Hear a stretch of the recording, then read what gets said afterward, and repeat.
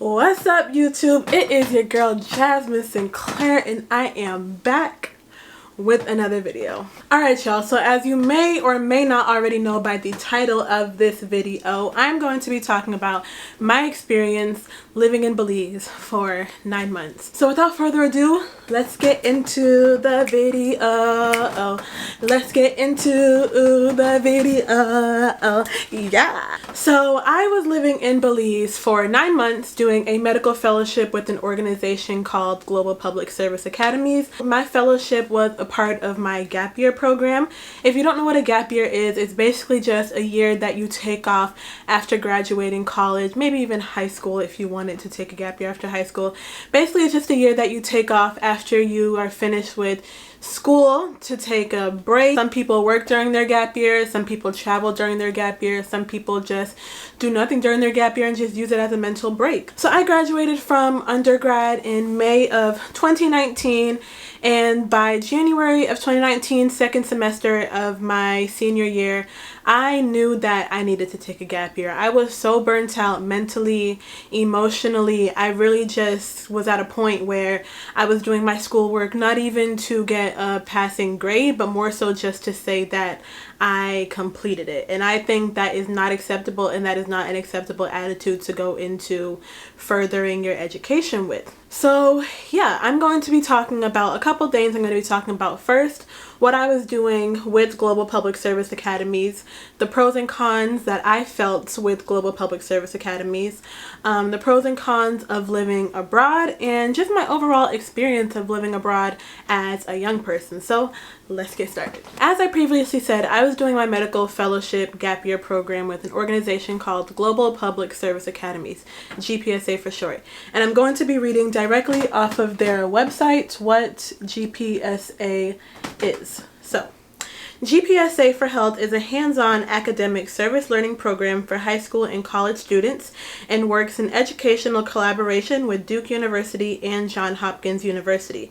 Participants on our program provide hands-on help tackling real-world problems with environment and healthcare in Guatemala, Belize, North Carolina, West Virginia, and Thailand. So that is what GPSA is, and now I'm going to read what exactly is their gap year medical fellowship program all about. So the Medical Fellows program with GPSA is a pre-med / global health gap year program. The Medical Fellows program is an opportunity to work alongside physicians, nurses, and community health workers while experiencing the challenges and opportunities present in global settings. The program is intended for college graduates of any major interested in volunteering abroad in our underserved settings. Our sites are located in Belize, Guatemala, Thailand, and West Virginia. So that is just a short snippet of what exactly the Medical Fellowship Program is. The Medical Fellowship Program with GPSA is a two-part fellowship. The first part of it is doing hands-on healthcare at a site that the organization places you with. I was placed at the San Ignacio Community Hospital in San Ignacio in the Cayo district. So at the San Ignacio Community Hospital, I was working in the maternal and child health department. The department is run by 4 bomb ass nurses. Excuse my language, but they are bomb, okay? And it is female run, and they do that thing, okay? So yeah, it is run by 4 nurses, a public health nurse, a rural health nurse, a nurse practitioner, and then a nursing assistant. Before I got to Belize, GPSA flew all of us out to Guatemala for a week of training. And in this week of training, we learned a lot of different stuff, but the most valuable thing that we learned was our skills. So the skills that they taught us was how to take blood pressure, blood glucose, height, weight, temperature, BMI, pulse, and respiration. Because that is what we are trained on, those are the skills that we were allowed to do at our field placements. And then we could do other skills if our specific field placements were willing to teach us other skills. So in the maternal and child health department, I was working with babies, children, toddlers, and pregnant moms. So every day was a different day. One day was maternal health days, where they had pregnant mothers come in, and I was taking their blood pressure, their height, weight, temperature, pulse, respiration, and BMI. Another day was child health days, and I was doing the same thing minus blood pressure for the newborns and the babies up to 5 years old. I was taking their head, chest, and abdomen measurements according to the World Health Organization standards. And then I was also taking their height, weight, temperature, and BMI. Another day was vaccine campaigns, where we went out to rural clinics alongside the nurses, and they administered vaccination. So what they did, each patient kept their little health profile cards, and we would knock on their door, ask to see their card, and if they would like, then we would look at whatever vaccinations were missing for their kid, and then we give the kid the vaccinations right there at their door, and then we move on to the next door. And surprisingly, Belize has a 95% vaccination rate, which is extremely impressive, and I firmly believe that that is because of the wonderful health efforts and also the vaccination campaigns done by these nurses and also the Ministry of Health. Apart from the clinical stuff that I was doing with the hospital, I also did some health education. They went to different schools and did educational activities. Sometimes I would travel with the dentist, and with the dentist I would do education on gum disease and proper dental hygiene. And then also with the nurses, education on like HPV, sexual transmitted diseases, and different stuff. The first part of my medical fellowship in Belize was clinical work, and the second part was working with high school students. We had high school students from all around the world come to these different sites, whether it be Belize or Guatemala. Because I was placed in Belize, I can only speak on Belize.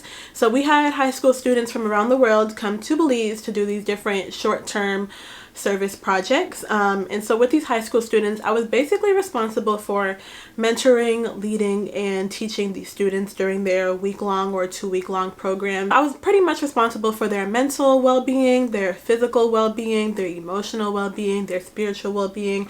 I was totally responsible for these kids while they were in Belize. And that is a huge pressure, but it was honestly nothing that I couldn't handle, because in college I had a lot of different leadership roles, so I was really good when it comes to handling large groups of students. So handling those high school students did not faze me. With the high school students, I would teach them their skills. I would teach them how to do blood pressure, blood glucose, height, weight, temperature, respiration, BMI, all the skills that I was taught. I was responsible for also teaching the high school students those skills as well. So with the high school students, depending on how long their program was, they would have 1 or 2 health fairs where the students were in charge of taking all of the screenings, and I was just responsible for watching over them and making sure they were doing it correctly and giving the correct recommendations to the patients. And then apart from that, we would also do home visits with the high school students, where we went to different rural villages around the district, around the Cayo district in Belize, and we went door to door asking individuals if they wanted to do these different screenings at their homes. So that was my fellowship. One part of it was hands-on clinical work at the community hospital in the maternal and child health department. And the second part of it was working with these high school students when they came to do their short-term service projects in Belize. So as a part of my fellowship, GPSA paid for everything. They paid for my flight to Belize, and then they paid for my flight home from Belize when my term was up. They paid for me to live with a local host family, which I appreciated that we got to live with the host family, because it really allowed us the experience to be fully immersed into the culture and to know what it was like to actually live in Belize.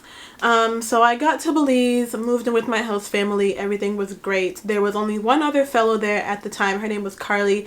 Carly, if you're watching this, what's up, girl? So Carly was there, and when I first got there, I immediately started my very first program. And my very first program with the high school students was a 2-week-long program.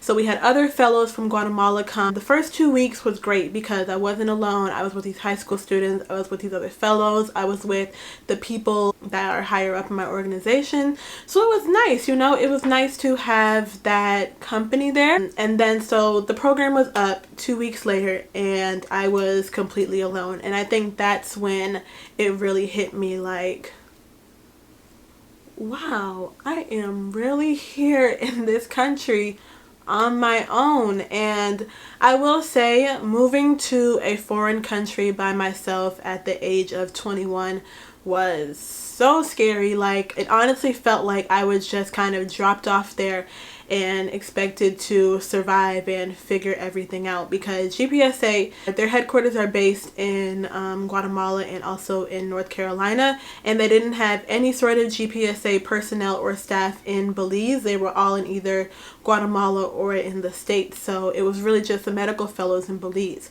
which I liked because I had the freedom to do a lot of stuff, but I also didn't like because I really had nobody to rely on, nobody to confide in, nobody that I could talk to about how I was feeling. And of course they were a phone call away, but it's so much different being somewhere by yourself versus being somewhere with other people doing something similar to what you're doing. So 2 weeks is up, the high school students leave, Carly leaves shortly after, and it really hits me that I'm there. And that's when my feelings of depression started to kick in. And I've never really been depressed in my life, but when I was in Belize, it was just like a daily sadness. And I think really what attributed to my sadness was just being alone, being in a place where I knew nobody, I had no friends, I had no family, I had literally nobody except for my host family that I just met 2 weeks ago, you know? So that was that. But eventually, of course, I started getting accustomed to the culture. I started learning my way around. Being in Belize and being by myself, it really taught me to be okay with my own company and being okay with doing things by myself and not having to find other people to find happiness in. So I really appreciated that part. I really loved my gap year fellowship program with Global Public Service Academies. There were a lot of pros, but there were also a lot of cons, and I'm going to start off with the cons. I think the first con is just the simple fact that all of the GPSA staff and personnel, as previously stated, they are all in Guatemala, and it was only the medical fellows in Belize. And there was another girl that started at the same time as me, but she was just unhappy, so she left. So I was there by myself for a little bit before they sent in the next medical fellow. That was one con, just being by myself. I think and we all told, all the fellows that have been placed in Belize, we all told GPSA that they really need to put some staff in Belize because it's really not fair. Another con with my fellowship is that it seemed as if my organization sometimes really put us Belize medical fellows on the back burner. The Guatemalan fellows always came first. They got first pick in everything. They got told information first. They got first in everything. And it kind of seemed as if they were the favorites. And I mean, they were, because they were a lot more closer to all of the people in charge of the organization than we were, because we were in a whole different organization. So that was something that was always frustrating, is just feeling as if I was kind of being treated like a second class fellow, if that makes any sense. In the beginning of my fellowship, we had weekly phone calls with the director, the lady who was in charge of all the medical fellows. We had weekly phone calls with her, weekly check-ins, and she would basically ask us how we were doing. And that was nice, but like I said, it's really not the same having a phone call with someone every week versus being able to sit there and talk to them in person every week and vent to them or tell them your problems or tell them exactly how you're feeling, you know? Another con of my fellowship is that GPSA, they were kind of unorganized in a sense. Like, it seemed as if there was a major lack of communication on the part of everyone who was in charge, like all the directors, because one director would tell us one thing and then we would do that, and then another director would tell us that we can't do that, and we would say, oh, well, person X told us that we could do that, and they would just kind of be like, what? Why would she tell you that? Like, that's not even possible. And we would just be looking like, are you guys not communicating? Like, what's going on? Why are we being told so much conflicting information? So that was another con, and I'll give you guys an example of how I felt they were disorganized, because the reason why I had to end my fellowship early, I signed my contract for 1 year from June 1st, 2019 to June 1st, 2020, but I ended up having to leave at the 9-month mark. And that is because with the fellowship, with the organization, GPSA gave everyone something called a professional development fund. And with that professional development fund, they allowed us to use it on anything that would benefit benefit us professionally while we were in the country.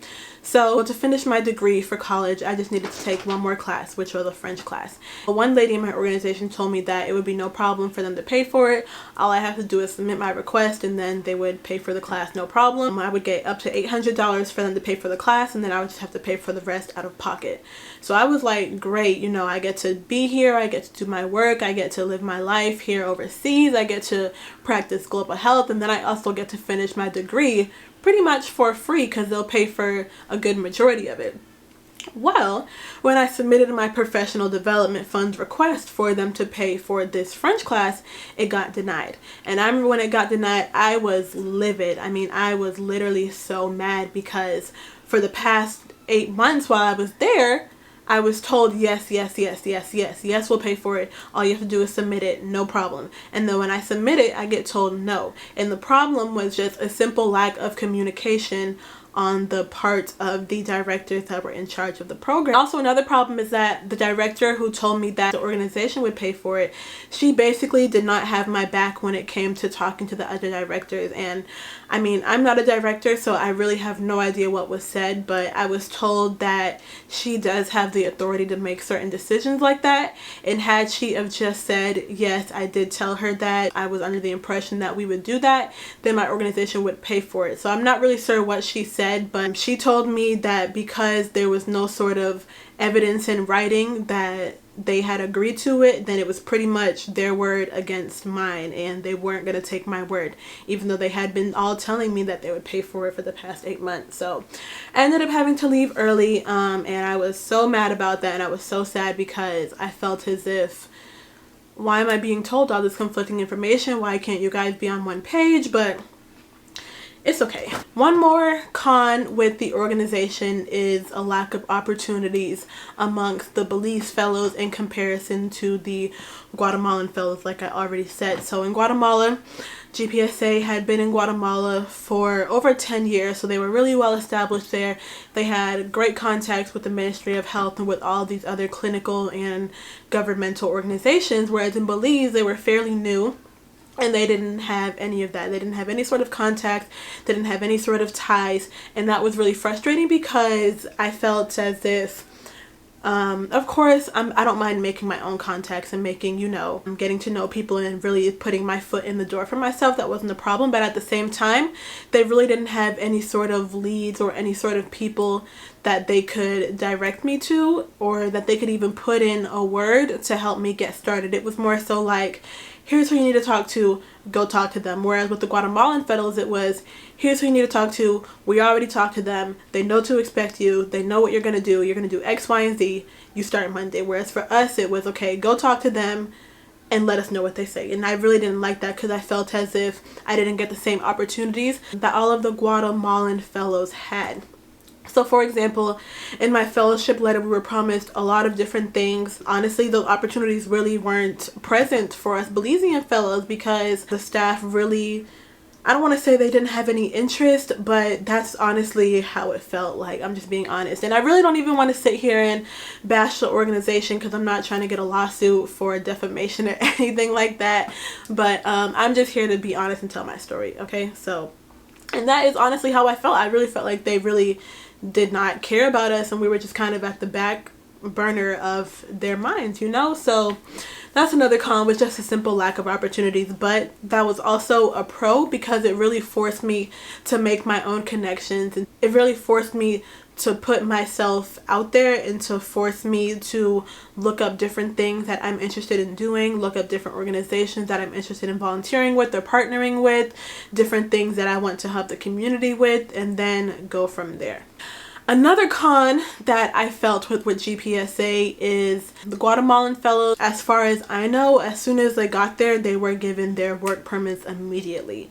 But for the Belize fellows, I was there for 9 months and I never received a work permit. When I first got to Belize, the lady was there to help me with my work permit, but she was only there for 3 days to help me, and I needed a lot of paperwork, and I needed to go home and get a background check from the police department, and I needed my degree and a whole bunch of other stuff. And that's just something that I feel as if the organization had have been on top of it, and had they have done their research about Belize and what all was needed for us to be there as a worker with the government, then that's stuff that they could have told us to bring with us rather than us having to go home and get it. And that just really delayed the process of us getting our work permit. So every month I had to pay $25 to get my vacation visa renewed because it was just so much of a hassle for me to get a work permit. And the currency in Belize is $1 equals 2 Belizean dollars. So if I have 100 US dollars, I have 200 Belizean dollars. So on to the pros. I have way more pros than cons. The first pro is that I didn't have to pay a penny. I mean, yeah, I paid for some stuff out of pocket, but my organization, they paid for my flight there. They paid for my flight home. I got to travel. We didn't necessarily get a stipend per se, but we got reimbursed. We got reimbursed for different things. They reimbursed us up to $240 US a month for incidental expenses, and that could cover anything from bus tickets to go to the island, a water taxi to go to the island, food. So we got up to $240 US for incidental expenses, and then we got money up to $100 US for clinical expenses, and that covered travel to and from our clinical organization, and also any sort of supplies we needed for our clinical work, whether it be to print something out, or if we needed a new lancets for blood glucose, or we needed cotton balls, or we needed more alcohol or more gloves. We didn't have to pay for that out of pocket. The organization would reimburse us for that. And then we had other expenses which had to be approved by the organization, and the other expenses was really to cover things related to doing the organization's work. Like every month I had to renew my vacation visa. Another pro with my fellowship in Belize is that I got to live abroad for pretty much free. And if you guys watched my get to know me video, if you haven't, you should definitely watch that and get to know me. You'll know that I was a global health studies major in college, and I knew that I wanted to work in global health. So being able to have this fellowship where I was working in a health settings in a global country overseas, that was just so rewarding to me. And especially because I've always had this dream of being a pediatric nurse, and I got to work in the maternal and child health department with babies. I really felt like I honestly couldn't beat that experience. Another pro is that I got to travel and I was reimbursed for it. So while I was in Belize, I went all over Belize. I got to travel to Guatemala, and I also got to visit Mexico, and I was reimbursed for all of it. I got to visit 3 countries in 9 months for free. And I love traveling, and I love the word free because I'm a broke college student, as y'all already know. So being able to travel using GPSA's money, I really honestly could not beat that. Another pro of living in Belize is the people that I got to meet. And I honestly didn't make too many friends, but the friends that I did make, I still talk to them to this day. And also I got to learn a new language. In Belize, they speak Creole, and I'm Haitian, so I speak Creole, but our Creole is like a French-based Creole, and in Belize it's like a broken down English type of Creole. It's really similar to Patois. If you ask the locals in Belize, they'll tell you that their Creole sounds nothing like Patois, but to me it does. So like, let me say something like what it going boy, or like my daily phrase, make a get a watermelon juice. Let me get a watermelon juice. You already know how I like it. Let me get the biggest watermelon juice you have, light ice, sweet. Make a get to rice and beans. Yeah, so learning a new language, that was fun, and it took me 9 months to learn it. Another pro was that I faced a lot of my fears. So okay, if you really know me, you know I have a major ant phobia. Like, the reason why I had, okay, keyword had, because I got over it. The reason why I had such a major ant phobia is because I've stepped in so many ant beds when I was younger, and I've gotten attacked by ants so much when I was younger. So literally anytime I see ants or I see an ant bed, I literally get chills all on my body, and I get goosebumps everywhere. But my first host family that I was living with, she had ants everywhere in her house. I mean everywhere. Like, her house was so beautiful, much nicer than my house here in the States, much nicer than a lot of people's homes that I know. It was a gorgeous home, so beautiful. And on my very first day moving in, the first thing she told me is, oh yeah, we have ants here. You can't see them, but they're there, so just make sure you don't leave any food out. And when she told me that, I was like, You have what? Everywhere? How you gonna say that so casually? Like, what? And I remember, like, I would be at the kitchen making myself some eggs in the morning, and ants would literally just start crawling on me. And I had ants in my bed. I would be laying in bed on my pillow watching Netflix on my laptop, and then in my peripheral vision I see an ant crawling across my freaking pillow. I woke up literally every day with ant bites. So yeah, having to literally live with ants and having ants in my bed and ants in every surface of my home quickly helped me to get over my fear. So yeah, that was my experience living in Belize as a young person and doing this medical fellowship with Global Public Service Academies. Overall, I absolutely 100% loved my experience. Even with the different cons that I did have to face, I really wouldn't regret anything. And I would honestly, truly 100% recommend anyone interested in global health or anyone interested in pre-nursing, public health, or just healthcare in general to check out Global Public Service Academies. Their website is gpsa.org. I will definitely list it in the description section down below for y'all to check out. Yeah, overall I loved my experience, even though it started off really rocky, and I had my ups and downs and my highs and lows. I honestly would do it all over again. I would move back to Belize, and I honestly am going to retire there. Y'all mark my words, I'm going to retire in Belize. I'm gonna have a good time there when I am 50, 60 years old. So my advice to anyone who is interested in taking a gap year but you're not sure, just do it. Just do it, girl or boy. You are young. You have the rest of your life ahead of you. 1 year will not throw off your life. If anything, 1 year for me, it really prepared me to really take on the next step in my life, which is going to nursing school. It really helped me to better myself emotionally and mentally. Don't be afraid to take risks, y'all. You miss 100% of the shots that you do not take. I mean, a risk is just that. It is a risk, and there's a possibility that you'll fall in love, and there's a possibility that you'll hate it and you'll never want to do it again.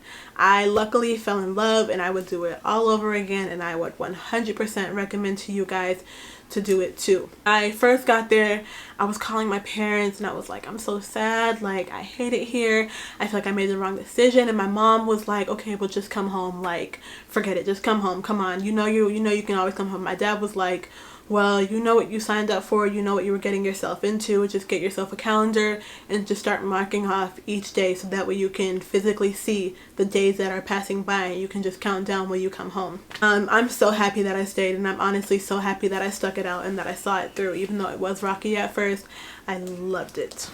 Alright y'all, so yes, that is my experience living abroad. That is my experience with Global Public Service Academies, and that is my experience being a medical fellow in a foreign country.